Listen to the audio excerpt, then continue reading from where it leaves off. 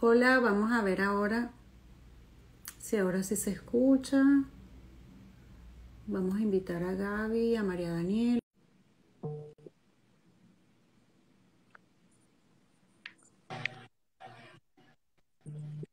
Hola, Hola, hola Mirna, Mari. Hola. ¿cómo están? Ok, ya por aquí seguro se une Gaby, que ahorita se Sí, unió, ahora pero sí. no se escuchaba. No,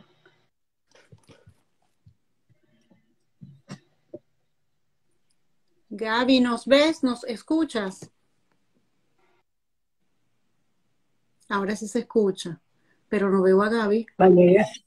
Valeria dice que sí, pero ahora así estoy, dice. Ajá. Gaby, pero no te vemos. No, ¿Será que le envío la invitación otra vez? dale, a mí me pasaba ahorita eso, me había llegado y no me dejaba entrar. Ok, vamos a invitarla otra vez. Dale.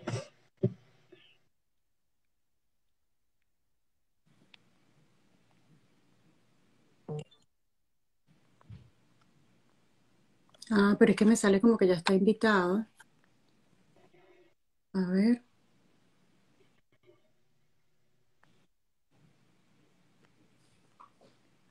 Si no, volvemos a empezar. Ah, no está. Ahora sí. aquí está, ahora sí. Ajá. Ok.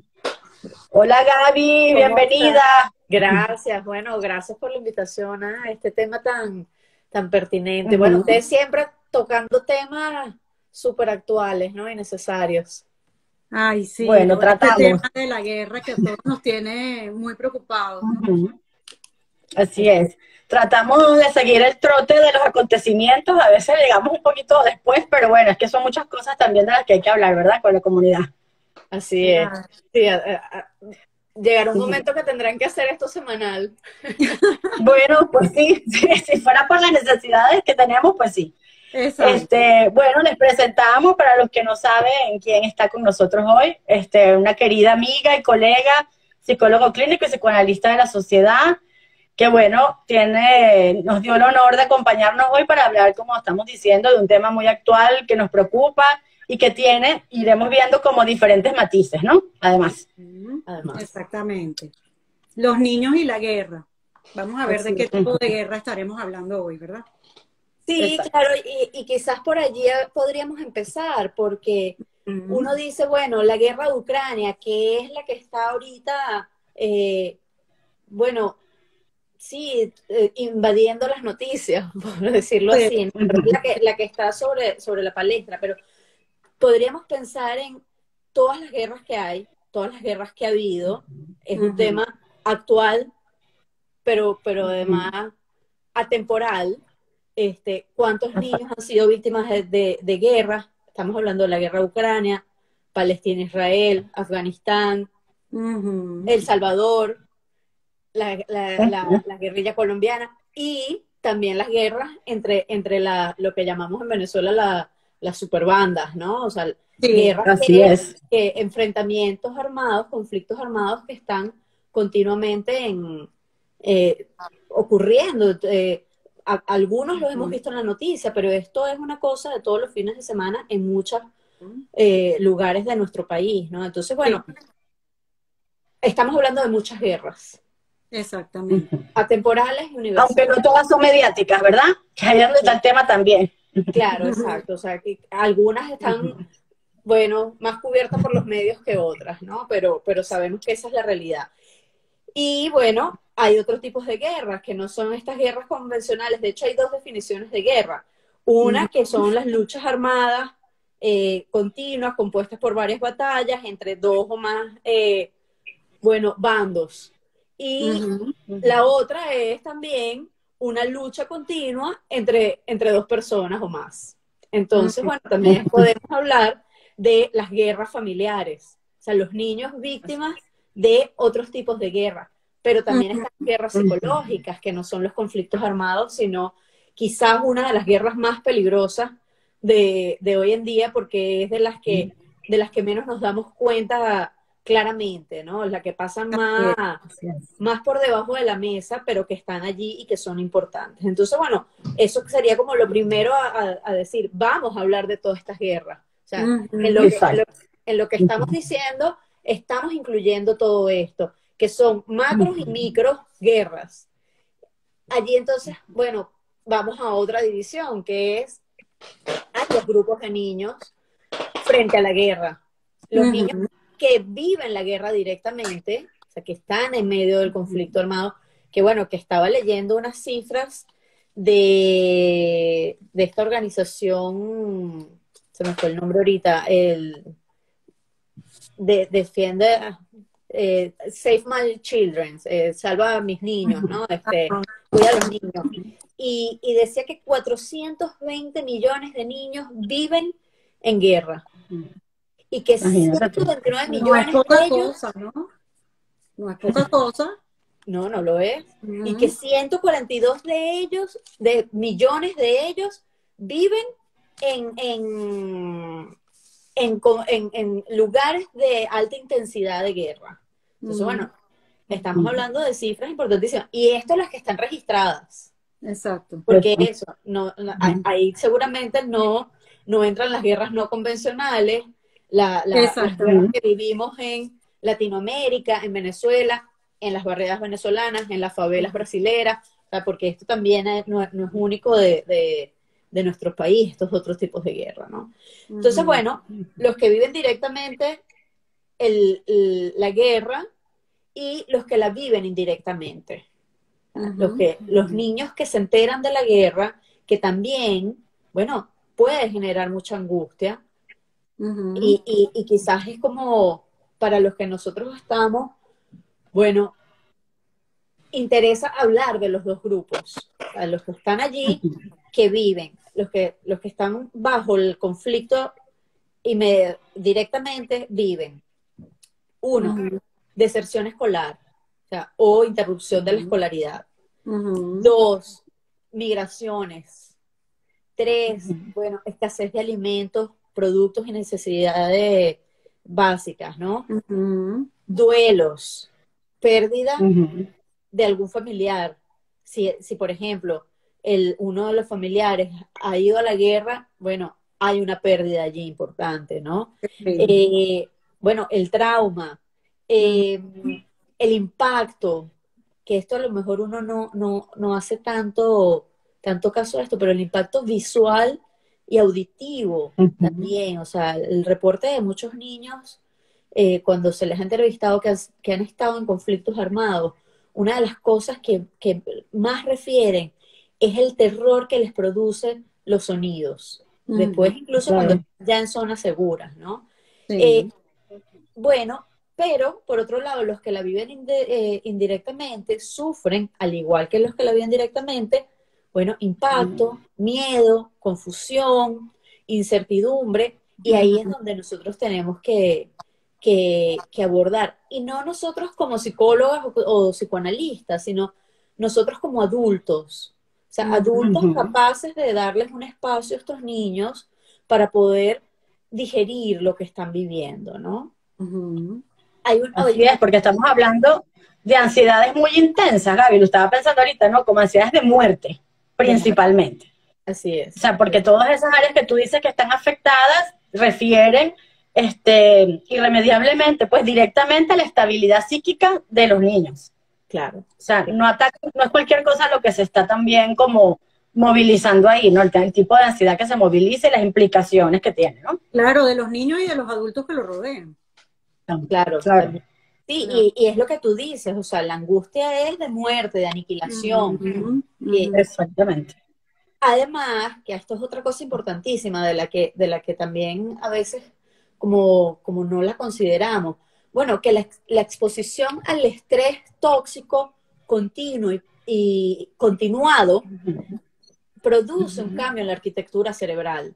O sea, la activación de la prolongada de las hormonas, cortisol, adrenalina, que se producen bajo las situaciones de mucho estrés, en la primera infancia produce una afectación en las conexiones neuronales en diferentes áreas, especialmente las de aprendizaje y razonamiento. Ujú. Entonces, bueno, estamos hablando de que el niño, ok, elabora emocionalmente esto, pero esto también tiene un impacto a nivel orgánico, cerebral, o sea, que deja secuelas, ¿no? Entonces yo creo que eso también es importante tenerlo en cuenta. Claro, ¿qué podemos ver? Síntomas emocionalmente. Bueno, tristeza, rabia, que rabia muchas veces es la manera como se presenta la tristeza en los niños, que a veces uno ve al niño que está muy bravo, y ay, pero él se la pasa bravo. Bueno, a lo mejor es que está triste, porque esa es su manera de poder expresar la tristeza. Miedo, inseguridad, baja autoestima, bajo rendimiento escolar, muchas veces, y aquí podemos pensar en las guerras familiares. Muchas veces el niño que tiene un bajo rendimiento escolar, que además hace un cambio en el patrón de su rendimiento, entonces, ay, no, él es, bueno, no sirve para las matemáticas, no, es que él sale malísimo, es que él tiene déficit de atención, no, ya va, es que este niño está expuesto a una situación de estrés y sufrimiento que afecta su rendimiento escolar. Entonces, bueno, no. ¿Y con qué facilidad se hacen esos diagnósticos, viste? A mí eso me tiene alarmada. Exacto. Así es.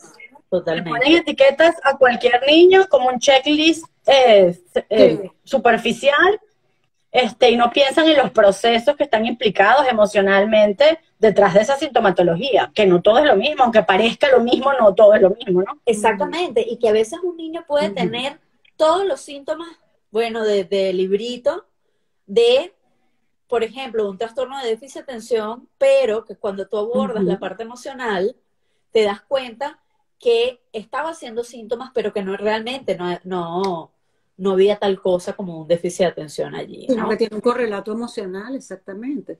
Y ante estas angustias de muerte, con tanta incertidumbre, además es lógico que el niño pueda estar intranquilo, que no duerma bien, o que esté irritable, que tenga todos estos cambios de conducta, ¿no?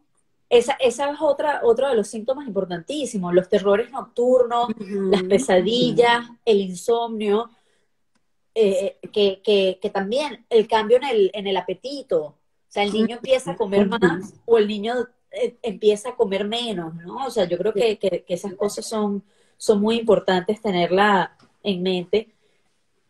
Ahora, y estos síntomas se pueden presentar en la misma intensidad en niños que la viven indirectamente como los que viven directamente. Esto es importantísimo, porque a veces uno dice, bueno, ni que él estuviese en Ucrania.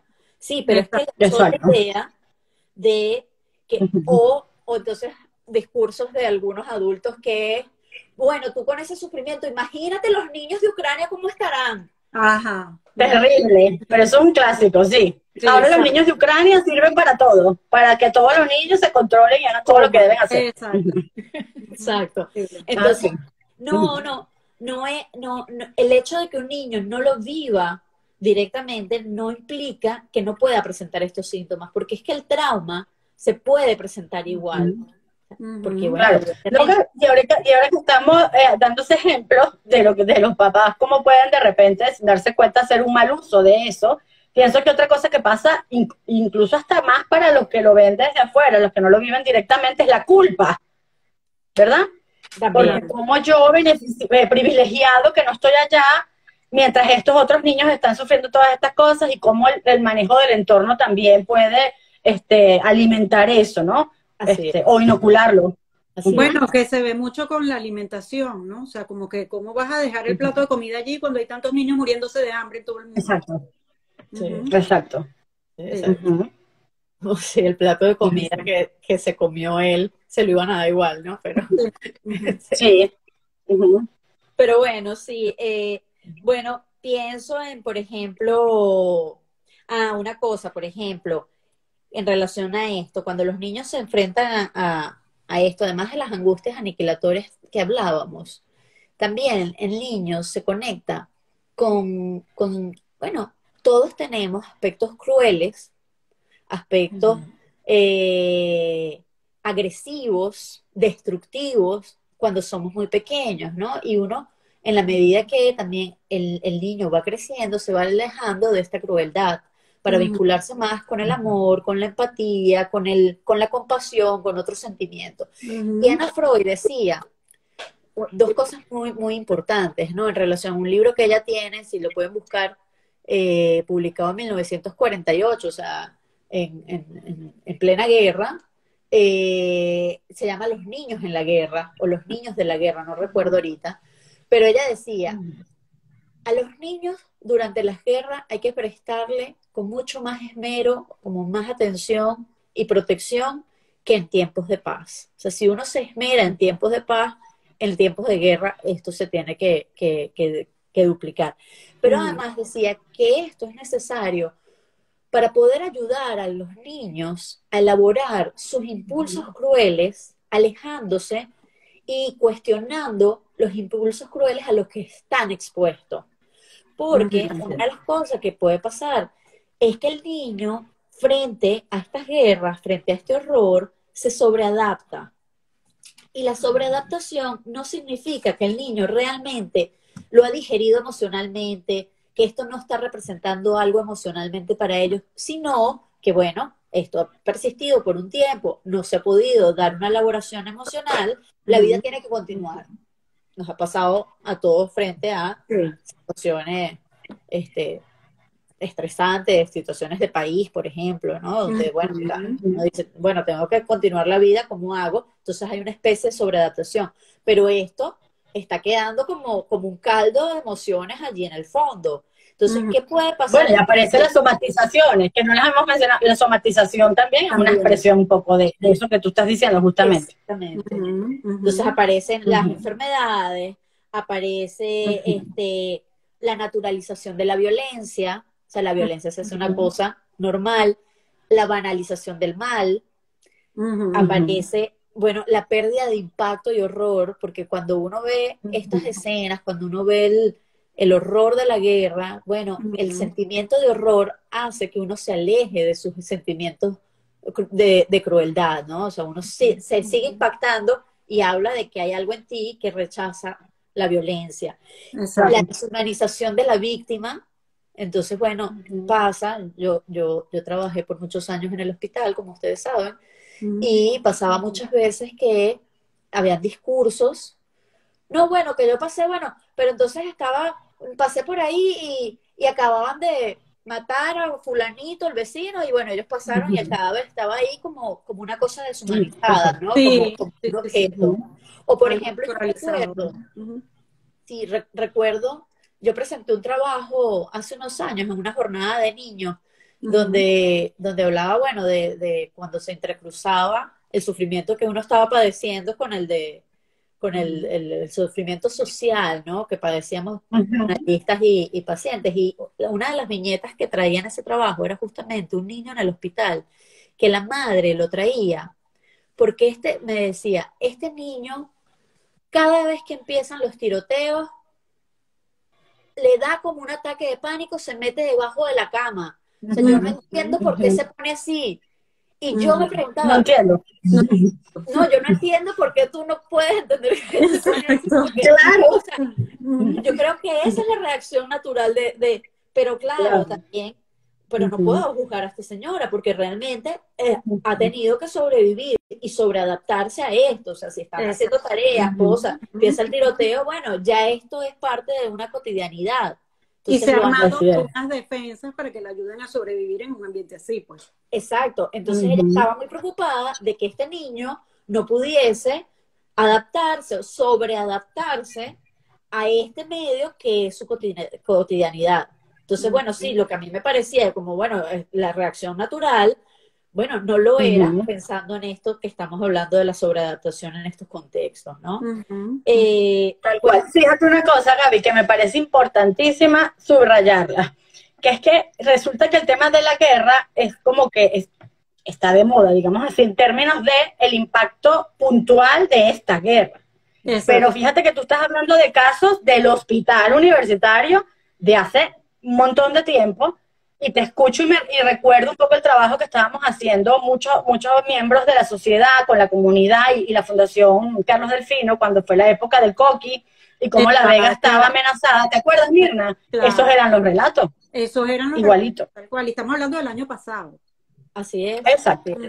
No, por eso, o sea, y si vamos, bueno, Esther Aznar, que de hecho en las jornadas que serán en las jornadas anuales de la sociedad, que están todos invitados, Exacto. que se van a presentar, Esther Aznar va a presentar un trabajo sobre los niños en la guerra, ¿no?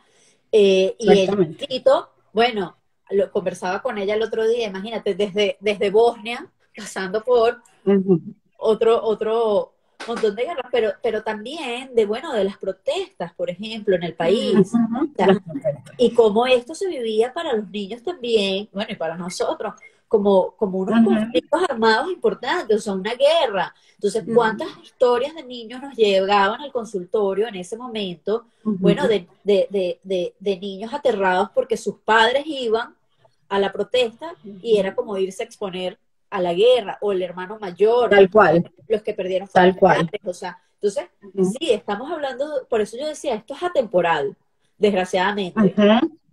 Desafortunadamente es atemporal, ¿no? Y Sí, universal. Ujú. y fíjate algo, Gaby, en Ujú. esa experiencia que tuvimos el año pasado, trabajando con todo esto, con los docentes que estaban allí muy Ujú. cerca de todo este conflicto, estábamos en María Daniela y yo estábamos llevando una reunión vía Zoom con los docentes y en ese momento comenzó un tiroteo.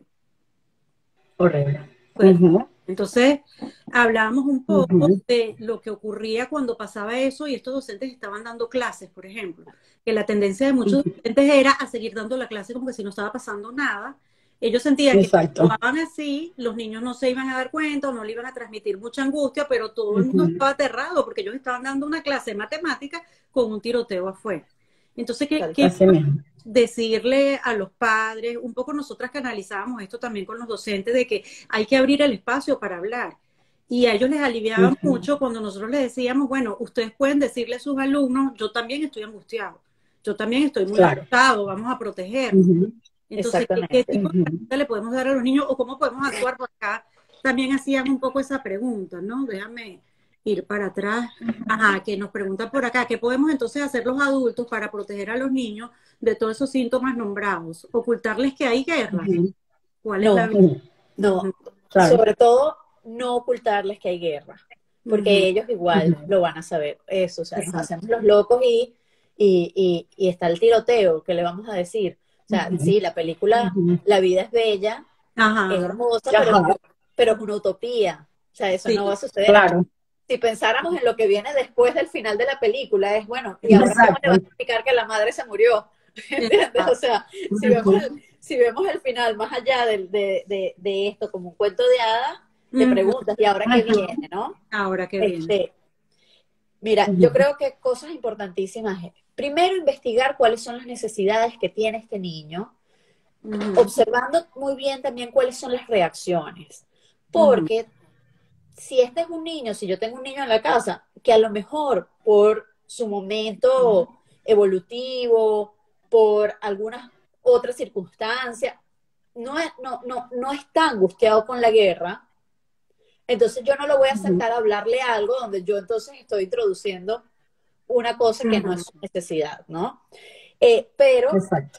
pero bueno, pero sí dar el espacio, porque a lo mejor el niño no habla y no me está diciendo nada de que quiere hablar de la guerra, pero claro. yo puedo Ujú. observar cambios en el comportamiento, reacciones, Ujú. también si se habla de esto, ver cómo reacciona y también poder abrir el espacio. Es decir, yo estoy aquí y asegurarle que tiene un espacio para ser escuchado frente a Ujú, cualquier pregunta que él quiera hacer al respecto. Entonces, ujú, bueno, Exacto. en esa conversación no es dar exceso de detalles de la guerra, de, ujú. bueno, esto pasa así Ujú. y pasa así, así, así, pero tampoco ocultar información ni engañar. O sea, no decir mentiras. Bueno, que eso aplica, pensándolo a todo lo que se refiere a nuestra aproximación con los niños. Exactamente. Eso aplica para todo, para la Ujú, sexualidad, para la guerra o para cualquier otro tema que nos genere angustias como papá y que no sepamos cómo enfrentar, ¿verdad? Siempre es ujú. un poco esa la fórmula, si es que eso existe. Digo que si es que eso existe, porque también lo que estás diciendo, Gaby, es que cada niño es diferente. Exacto. Cada niño hará su propia manifestación. No podemos hacer, Ujú, digo, fórmula en cuanto a una función paternal o maternal, pero el niño como tal es único e irrepetible. Así ujú, es. Y ujú, bueno, en ese sentido, este, cuando tú decías lo de las cosas que a nosotros nos angustian, esto es importantísimo. Que uno pueda tener como su espacio previo para, Claro. bueno, para elaborar la angustia, para llorarla, porque si yo voy y le hablo al niño, bueno, en un estado de desborde de angustia, bueno, Claro. no lo estoy protegiendo ni lo estoy ayudando a digerir la emoción, ¿no? Porque entonces es, bueno, si mi mamá está así, quiere decir que esto es horrible. Ahora, eso no significa que uno no le diga al niño que uno está angustiado, o está Exacto. triste, o está Claro. preocupado. Al contrario, poder decirle, sí, a mí esto también me angustia, bueno, calma a los niños, porque dice, ah, bueno, mi mamá Total. también está angustiada como yo. Y bueno, y entonces también juntos vamos a ver qué hacemos con esto, ¿no? Pero mi mamá, aunque Claro. está angustiada, es capaz de darme un espacio para escucharme y para protegerme. Sí. Eso es muy importante. Y lo otro, que también es importantísimo, yo lo he visto mucho, es darle espacio a que el niño juegue sin censura. ¿Qué quiero decir con esto? Que entonces el niño empieza a jugar a la guerra y Exacto. uno adulto le dice, no estás jugando a la guerra, juega tal cosa, o no, eso es Sí, sí. horrible, o no, bueno, los soldados tienen que ser buenos de tal manera. Exacto. Tal cual. Es darle espacio, y aquí voy a citar a Freud, a Sigmund Freud, bueno, que decía que los niños jugaban o en el juego elaboraban lo que les había generado gran impacto en la vida. Exacto. Y que con el juego había una descarga emocional, estas no son las palabras exactas, pero es el mensaje, ¿no? Había una descarga emocional, lo que él llamaba una reacción, que le permite al niño como disminuir la intensidad del impacto emocional y sentir que se adueña de la situación. Así es. Entonces, lo que nosotros repetimos muchas veces es que el niño hace activo en el juego lo que vive pasivamente. Entonces, que el niño juegue a la guerra, no hay que censurarlo. Quizás lo que uno puede hacer es acompañarlo en el juego e invitarlo a buscar salidas a este conflicto que se está generando en él. Entonces, no es que uno le dice, bueno, ahora los dos soldados se besan. No, claro, sí. Sí, sí. Son amigos por siempre. Y ahora son amigos para siempre. No, uno no. No, y además, y es malo sentir, porque esa es otra cosa que tú estabas como también tratando de plantear antes, que eso también pasa dentro. Entonces, si el niño también tiene sus propios impulsos agresivos, su crueldad, y hay una identificación con esa situación externa, y eso es, bueno, parte de lo normal que todos tenemos que manejar y aprender a lidiar con eso. ¿Cómo le vamos a decir que eso no existe, que esos sentimientos no son? Que no bueno, pueden existir y están. Claro. ¿Qué hacemos con ellos, pues? ¿No? Exactamente. Entonces, bueno, si uno lo que hace con el niño en el juego es, bueno, vamos a dar espacio y a lo mejor preguntándole, bueno, ¿y ahora qué va a pasar? Bueno, lo va a matar, ¿y qué pasa si lo mata? O sea, a lo mejor a través de las preguntas, invitarlo a que él pueda ir buscando una salida, una resolución y una elaboración, que quiero decir con elaboración, como poder digerir las emociones. Entonces, esto es importantísimo porque, bueno, de hecho, hay un autor que se llama Cyrulnik, no sé si lo conocen, que habla sobre el trauma, ¿no? Y dice que para que un trauma se instaure, o para que un evento se haga traumático, se necesitan 2 golpes, dice él. El primer golpe es el evento per se, digamos ahorita que estamos hablando de la guerra. Pero el segundo golpe es la indiferencia o la violencia con la que se encuentra el niño frente a su reacción ante la situación. ¿Qué quiere decir? Que bueno, yo siempre digo que esa es la peor. Sí, siempre digo que esa es el efecto traumático es mayor ante un ambiente como este. Sí. Y que eso es lo que dice este autor. Él dice, o sea, si nosotros, Es así. si el niño ha vivido una situación de gran impacto y no encuentra un adulto capaz de ayudarlo a digerir la emoción, como diríamos nosotros en psicoanálisis, de prestarle el pensamiento para pensar, el aparato para pensar, pero también el aparato para sentir y para digerir todo esto, ¿no? El holding, claro. Exacto, la función revería, o sea, si nosotros no si el niño no encuentra esto, esto es lo que realmente hace que ese evento se haga traumático. De hecho, él Es dice así. que la presencia de un adulto capaz de contener las emociones del niño y de darle un espacio propicia la resiliencia. Ujú, Entonces, ujú.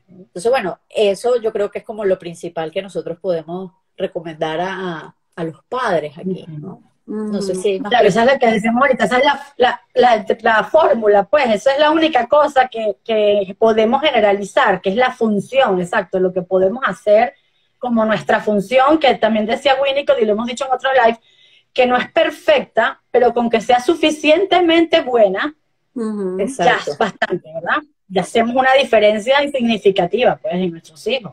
exacto. Bueno, y es la necesaria, que sea suficientemente buena, ¿no? Exacto, exacto. Y que el niño Ujú. sienta que está acompañado, que está sostenido en toda esta situación angustiosa, ¿no? Así es, así es. Ujú. También yo creo que es muy importante, antes de hablar con el niño, como que explorar qué es lo que el niño sabe. Porque muchas veces asumimos Sí. que nos están preguntando otra cosa y si no exploramos qué es lo que el niño sabe, pensaba en el caso de un niño que vive acá en Estados Unidos y estaba muy angustiado con la guerra en Ucrania, yo le preguntaba, pero ¿cómo es eso? Y entonces me decía que es que como Ucrania es parte de los Estados Unidos, o sea, como que él tenía una confusión. Ujú. Él pensaba que era uno de los estados de Estados Unidos. Claro. Entonces, Ujú. vamos por ver el mapa y ver dónde está Ujú. Ucrania, dónde estás tú, o sea, como comenzar como por lo más sencillo y ver Así las es, implicaciones que Claro. esto tiene, ¿no? así es, así es. Ujú. Sí, mira, creo que hay varios comentarios, no sé si Sí, lo revisamos. A ver, mira. Ujú. tenemos otro comentario por acá. Hola Adrián, de Adrián Lieberman nos dice, los niños se representan la muerte desde temprano, cosa que los adultos no siempre admitimos. Ujú.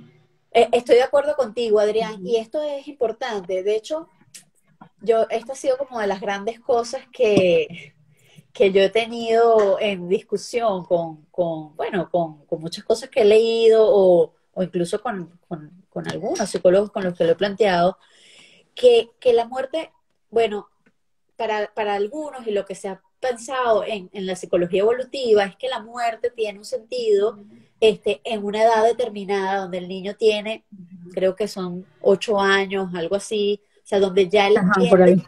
realmente Ujú. cuál es el concepto de muerte. Pero en mi experiencia, que trabajé con muchos niños con cáncer por muchos años, Ujú. bueno, yo creo que de acuerdo a la experiencia que tiene el niño con la muerte, esto toma un significado distinto, ¿no? Antes, desde muy temprano, como dice Adrián. Ujú. Entonces, sí, yo creo que por ejemplo, la guerra, sin duda, es una experiencia que marca, o pongamos que el proceso realmente sea a los 8 años, bueno, son eventos que apresuran el entendimiento de la muerte mucho más temprano que lo que está planteado en los libros, en mi Ujú. experiencia. No, Ujú. no tengo nada Claro. escrito ni lo he visto por ahí, pero ha sido Ujú. mi experiencia clínica, Ujú. ¿no? Ujú. Ujú. Por acá nos hablan del caso de Melanie Klein, del pequeño Dick que fue en guerra, como para repensar Ujú. lo que hace un analista de niños en tiempo de guerra. Sí, bueno, Ujú. Ujú. yo creo que también los analistas podemos meternos bajo el sofá y no estar escuchando las bombas mientras hacemos Sí, a veces puede parecer. Ujú. Bueno, como por ejemplo ahora, en la época de la pandemia, pues, ¿no? De alguna manera, Otro tipo de guerra, ¿no? habían, claro, son tiempos apocalípticos, digamos, ¿no? Exacto, De alguna manera la vivencia fue de ese tipo, ¿no? claro, Y cómo, sí, de repente en el momento todos estábamos como que súper conscientes del impacto que eso iba a tener arrancó la normalidad y es como que se nos olvidó y entonces evaluamos todo a la luz de una realidad anterior como si ese tiempo no ocurrió, que es una ujú, forma también de eso, de negar el impacto de estas cosas, ¿no? sí, así es, así es. Sí. Eh, sí, por acá, fíjate, hay otro comentario interesante. Nos dicen, el escritor español Arturo Pérez Reverte recientemente compartió un relato testimonial de los niños en guerra y en armas durante el conflicto armado en los Balcanes. Y dicen, dan miedo, son muy crueles, parece que no tuvieran límites. Ujú. Ujú, sí. sí, terrible. Sí, claro, es terrible. Bueno, otro dato. de Secodap, ¿no? Que me horrorizó, es más, lo cuento ahorita y me da escalofrío. Bueno, el reclutamiento de las megabandas a los niños en Venezuela, que es una noticia reciente, ¿no? Y además las cifras de niños y adolescentes muertos víctimas de violencia, algunos por resistencia a la autoridad. Unas cifras impresionantes. Y bueno, y cómo además, y aquí va en otra vía, ¿no? Cómo además la razón por la que estos niños se alistan en estas guerras, en estas bandas criminales organizadas, tiene que ver justamente con los impactos de la guerra no convencional, ¿no? O sea, deserción escolar, falta de alimentos, necesidades económicas, que entonces, claro, estas megabandas le ofrecen un salario mensual en dólares y bueno, se toman el trabajo, vamos a llamarlo así, ¿no? Entonces, y que de alguna manera también hay como una cierta identificación con el agresor, ¿no? Como con el malo, ¿no? Entonces se vuelve como una forma también de sobrevivir al asunto, ¿no? Y de generar una salida, no tan funcional ni saludable, pero también eso lo veíamos a veces como una cosa que podía pasar cuando hablábamos con los profesores de lo de la Vega, ¿no? Sí. Esos personajes que son los que deberían, digamos, ser rechazados, a veces se convierten en ídolos para los niños, ¿no? Así es. Los antihéroes que son héroes, ¿no? Exactamente. Exacto. Tal cual. Fíjate, por acá Adrián también nos comenta qué hacer con el acceso a la información, cómo administrar, evitar volverla un espectáculo. Sí, bueno, yo creo que no hay, que no está totalmente en nuestro control. O sea, quitarle el teléfono, apagarle el televisor, que no vea estas películas, ¿qué tal? Bueno, nosotros podemos controlar este ambiente, o sea, darle un ambiente controlado en casa, pero probablemente en el colegio se encontrará los comentarios, otro amiguito, lo que sea. Entonces, yo creo que más que ir en una cosa de control de la información, el trabajo va en vías de orientación sobre la información recibida. No es que yo voy a poner el televisor todo el día a ver la guerra de Ucrania con mi hijo al lado. O sea, no. Bueno, ¿qué pasaba? Aquí pasaba en épocas de lo que tú decías de las protestas, eso era así, el televisor estaba todo el tiempo prendido porque la familia completa estaba aterrorizada y la verdad que nadie de los que estábamos viviendo eso, quizás nos detuvimos a pensar esto que estamos hablando hoy, ¿verdad? El impacto que eso tenía en los niños. Así es. Entonces sí, bueno, o sea, no es que yo voy a estar todo el tiempo escuchando y mostrándole las imágenes que veo en Instagram, que son horrorosas, pero no creer que porque yo no le muestro esto, no va a tener exposición a esta información, ¿no? Entonces yo creo que lo que hay que estar es atento a poder responder a lo que decíamos, a orientar, a acompañar, a proteger frente a esto.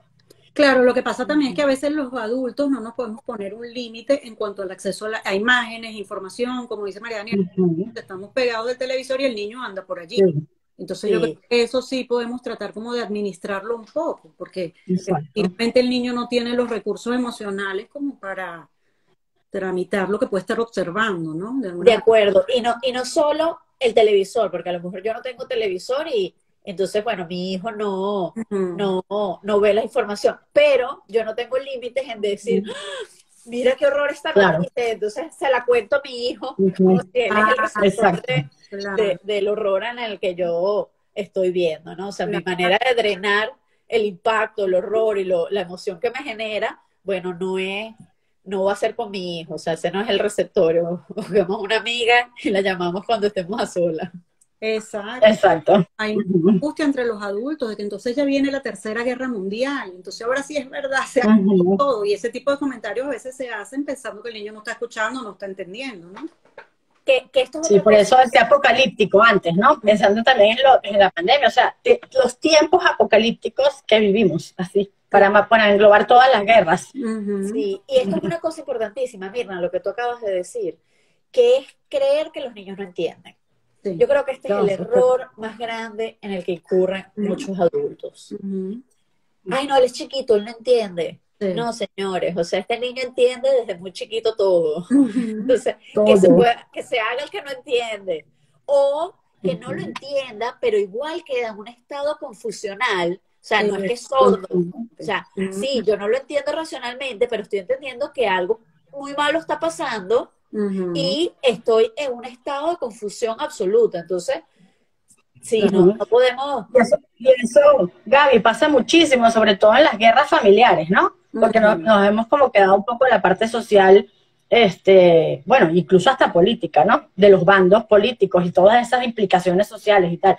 Pero, por ejemplo, en las guerras familiares, ¿verdad? Entre papá y mamá, para ponerlo lo más reducido que podamos, eso pasa muchísimo, ¿no? Ellos no saben que nosotros estamos peleando, nosotros lo gritamos, dice uno, ¿verdad? Que bueno, ellos no escuchan, ellos no saben, ellos no entienden, y son los que entienden todo, y ellos van y vuelven hasta que uno ya se dio cuenta de lo que ellos ya saben, ¿no? Exactamente, exactamente. Mira, vi que por aquí preguntaba a Franz que si los niños acceden a la idea de la guerra a través del cine o la televisión, que si debe ser controlado, un poco la pregunta que también hacía Adrián. Bueno, lo mismo, la misma respuesta. Sí, yo creo que, bueno, yo no diría que los niños acceden, o sea, yo no creo que la primera imagen de una guerra que tenga el niño es porque vio una comiquita. O sea, esto está dentro. Exacto, y esto está desde antes, y está adentro, en las guerras internas. Entonces, sí, yo insisto, no es que esta comiquita habla sobre una guerra o esto tiene sobre una guerra, no la va a ver, no. Claro. Bueno, la vemos y voy con él y la veo y después me voy a tomar un helado y vamos a hablar de la película y hablamos de lo que pasa ahí, le doy espacio para hablar, le doy espacio para que pensemos y sí, elaboremos, digiramos esto juntos, ¿no? Claro, quizás podríamos precisar cuáles son esas guerras internas, ¿verdad? Porque para que eso se comprenda, ¿no? Sí. ¿Qué dirías, Gaby? ¿Qué metemos ahí? Bueno, o sea, desde muy pequeño, la primera guerra es entre el amor y el odio, por ejemplo. Pienso ahorita. Con los hermanitos. Claro. Nace mi hermanito. Qué emoción, nació mi hermanito, lo amo, qué chévere. El niño se puso ya fastidioso, me quitó a mi mamá. Mi mamá no me prestó atención. Ahí empieza una guerra interna en mí. O sea, este niño... Total, y a muerte. Y piensa uno que no, pero es a muerte. Realmente el sentimiento homicida. Exactamente. Pensemos en otra guerra, porque estamos hablando de las guerras familiares.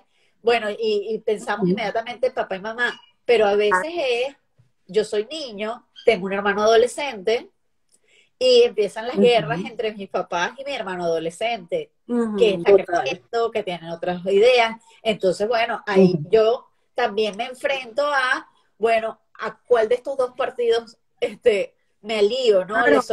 Le soy desleal a mis papás, entonces ahí empieza otra guerra interna, ¿no? Así es. Amor y odio. Amor y odio. Esa es la mejor, la que incluye todo. Exactamente, exactamente. Esa es la más amplia.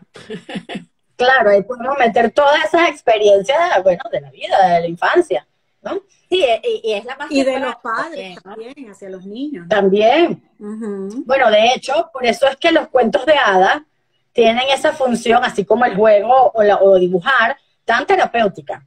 Porque de repente narran cosas que pueden ser increíbles, terroríficas, pero los niños las entienden, las digieren y les alivian con respecto a sus propias guerras, ¿no? El libro tan lindo de Bettelheim, de psicoanálisis de los cuentos de hadas, ¿no? Así es. Por eso siempre hay una bruja y una hada madrina. Eso, exacto. La madrina es un malo. Tal cual. Sí. Bueno, veo que aquí, ¿quién más dice? El negocio de la delincuencia organizada parece un encuentro temprano y distorsionado. Sí, bueno. Con la vida y la muerte, tal cual.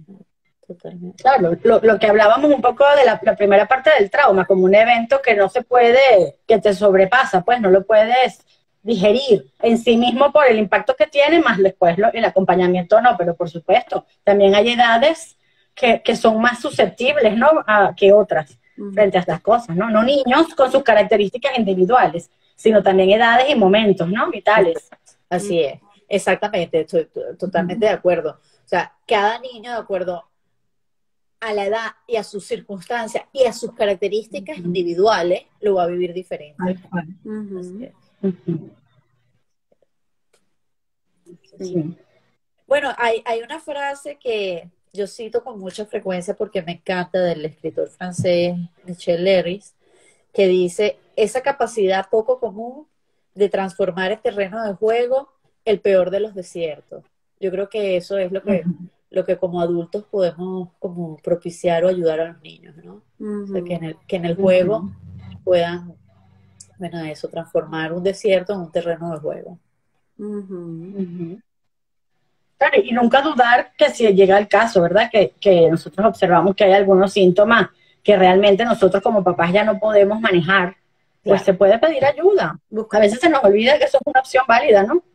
Y de hecho, si yo me siento muy desbordado por una situación, o sea, una situación que, mira, yo quiero ayudarlo, yo quiero contenerlo, yo quiero brindarle protección, pero esto me sobrepasa a mí emocionalmente, bueno, puedo buscar ayuda como familia, puedo buscar ayuda para él, para que alguien pueda darle el espacio, puedo buscar ayuda para mí, para que alguien me dé el espacio a mí, para poder después dárselo a él. O sea, yo creo que eso es importantísimo, o sea, saber que en estas situaciones también nosotros como los niños necesitamos de otra persona capaz de ayudarnos a desarrollar, bueno, la capacidad de digerir todo lo que está pasando, ¿no?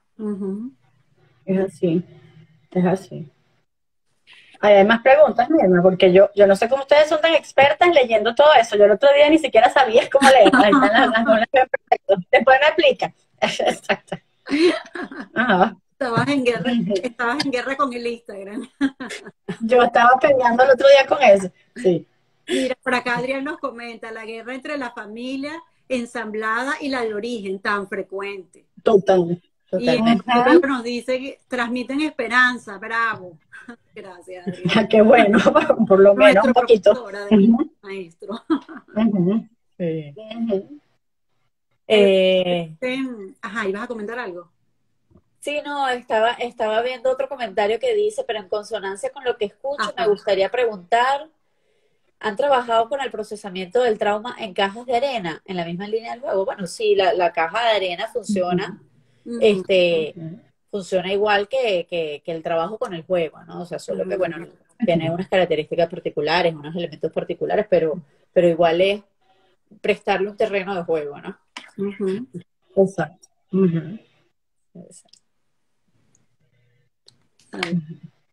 Sí. Y los profesores, ¿no? También en el colegio, estaba pensando yo, pues, todos los que tenemos que ver con los niños, cómo nos podemos también involucrar en esto. O sea, estas herramientas quizás también los profesores en el aula, los colegios, ¿verdad? Las pueden tomar en cuenta y aplicarlas de la misma manera. O sea, el colegio suficientemente bueno también es el que está un poco atento a estas cosas, ¿verdad? Ojo, y muchas veces el rol del maestro, del profesor, es fundamental en esto. Porque a veces cambia todo. Si el niño pasa tantas horas en el colegio, bueno, quien tiene además una observación directa de cambios sociales incluso, porque a lo mejor él llega a la casa y se siente otra vez protegido en la familia, cuidado, y uno no evidencia el cambio, pero el profesor que lo ve, bueno, en otro ambiente, fuera de la familia, es capaz de ver los cambios sociales, los cambios en el colegio, los cambios en su comportamiento general, ¿no? Entonces yo creo que los maestros tienen que estar muy involucrados en todo este proceso. Y son ellos muchas veces el lugar de refugio para muchos niños cuando la guerra es en casa. Claro. Es así, y totalmente. Esa la guerra es en la escuela también, que lo hemos observado Sí, con el bullying, un tema que hemos venido trabajando y revisando, líder. que ataca a otros, ¿no? Es otro tema muy importante. Así Y que es. lo a lidiar con estas guerras a diario, ¿no? Así es. Pensando, por acá nos dice Franz, pensando en Eros y Tánatos, ¿hay atracción tanática del niño por la guerra? No solo en el niño, en todos. O sea, esto es una cosa que está en todos. No es que los niños tienen un impulso agresivo y un impulso amoroso, para explicarlo de Eros y Tánatos. No, todos lo tenemos. O sea, adultos también. Lo que uno hace con esto, justamente, y por eso yo decía lo de la sobreadaptación, porque si no, si el niño no se vincula más con el amor, con Eros, con la creación, se queda más cercano a los impulsos hostiles, agresivos y destructivos, lo tanático. Entonces es cómo poder brindarle al niño la posibilidad de ligar ambas pulsiones, ambas tendencias, ¿no? La destructiva y la creativa. Integrar. Porque es como esta aquí suelta, la destructiva suelta y actuándose. Exactamente. Así es. Claro, hoy nos referimos a los niños porque es el tema, pero tal cual. Es la psique. Nos quedan unos minuticos. Ajá. Ok, no sé, sí. Que por acá comentan, ¿qué piensan de los niños desplazados y el aporte que da el psicoanálisis en esta área? ¿O el país suficientemente bueno que recibe a los niños o familias desplazadas? Sí, bueno, yo creo que no está muy lejos de todo lo que hemos dicho, o sea, creo que de alguna manera lo hemos dicho. El país que acoge al niño tiene que brindar no solo un hogar o un trabajo a los padres, sino también espacios de integración, de escucha, y lo hay un montón de proyectos de UNICEF y un montón de otras ONG no tan grandes como UNICEF, pero locales incluso, voluntarios, el SAP, por ejemplo, ¿no? Y así en muchos países donde, bueno, son víctimas de desplazamientos, de conflictos armados, de guerras. Entonces, sí, o sea, muchas organizaciones, bueno, que yo aplaudo como les digo, el SAP, capaces de, bueno, estar conscientes de los impactos de esto para poder ofrecer un espacio y cómo ayudar en lo que esto suscita, ¿no? Lo que trae consigo. Sí, pues nos queda ya un minutito minutito para despedirnos, para que pueda quedar grabado este live. Ay, gracias, Gaby, por este espacio que nos ofreciste. Fue tan contenedor, un espacio para digerir un tema tan difícil. Tan difícil. Sí, no, creo que ha sido muy, muy bueno, y creo que el aporte de verlo en los diferentes niveles de la guerra es fundamental. Así es. Es fundamental. Así es. Para que no se nos olvide que aunque no pase quizás en la televisión, puede estar pasando en nuestra propia casa. Y entonces en nuestra podemos hacer la diferencia. Y en nuestra propia exactamente. Así es. Así es. No, bueno, gracias a ustedes y gracias por el SAP y todo lo que han estado haciendo tan importante y necesario para la comunidad. Bueno, ponemos un granito de arena. Y bueno, aprovechamos antes de terminar que, bueno, los que quieran, tenemos nuestras jornadas, nuestro encuentro anual, que se trata justamente del vínculo, de lo que estamos hablando, ¿no? De las familias, la terapia, lo que tiene que ver con las relaciones interpersonales, los vínculos, y además va a haber este trabajo maravilloso sobre aspectos como estos que estamos conversando hoy. Entonces lo pueden revisar en la página de la sociedad. Así es. Bueno, dale. Un beso, cuídense. Gracias. Chao a todos. Gracias a todos.